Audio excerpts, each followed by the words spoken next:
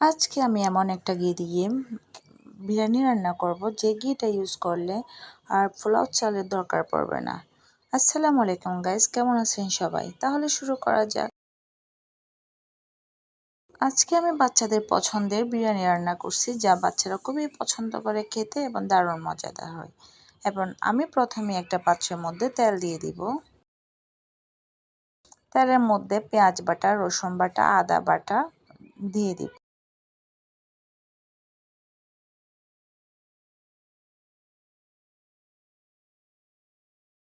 এরপর দিয়ে দিব গরম মশলা গুঁড়ো, এরপরে জিরে গুঁড়ো, হলুদের গুঁড়ো, মরিচের গুঁড়ো এবং ধনিয়ার গুঁড়ো, লবণ দিয়ে দিব।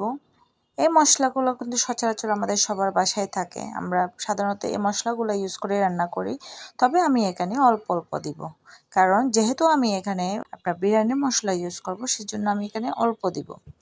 ধুয়ে রাখা মাংসগুলো দিয়ে দিব, সাথে কিছু আলু দিয়ে দিব। যেহেতু বাচ্চারা আলু পছন্দ করে, প্রচুর পছন্দ করে বাচ্চারা আলু, তাই আলু দিয়ে দিব।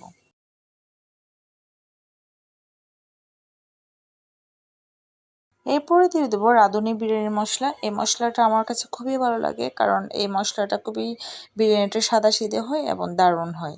এরপরে দিয়ে দেবো আমি টক দই। যেহেতু আমার বাসায় টক দই ছিল না, সেজন্য আমি বাসায় টক দই তৈরি করেছি। এই টক দইগুলো দিয়ে দিব। আর বিরিয়ানির মধ্যে টক দই দিলে আলাদা একটা স্বাদ হয়। এরপরে দিয়ে দিব চাল, ভালো করে কষিয়ে নিব। চাল কষানোটাও একদম ঝুরঝুরে হতে হবে, যেন পানিগুলো শুকিয়ে যায়।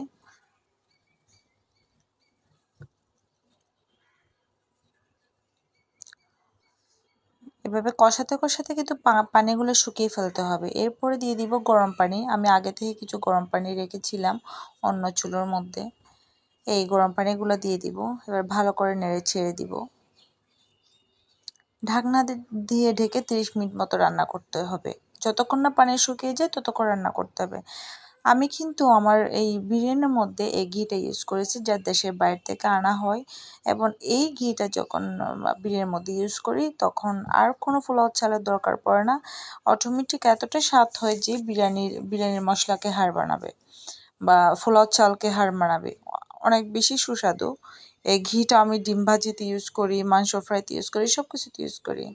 দেখেন কতটা লোভনীয় এবং সুন্দর হয়েছে, দেখতে অসাধারণ হয়েছে, খেতেও কিন্তু দারুণ মজা হয়েছে। যেহেতু আমি বিরিয়ানি কম খাই, বাচ্চারা অনেক পছন্দ করে, সেহেতু মাঝে মধ্যে বাচ্চাদের জন্য এভাবে বিরিয়ানি রান্না করি।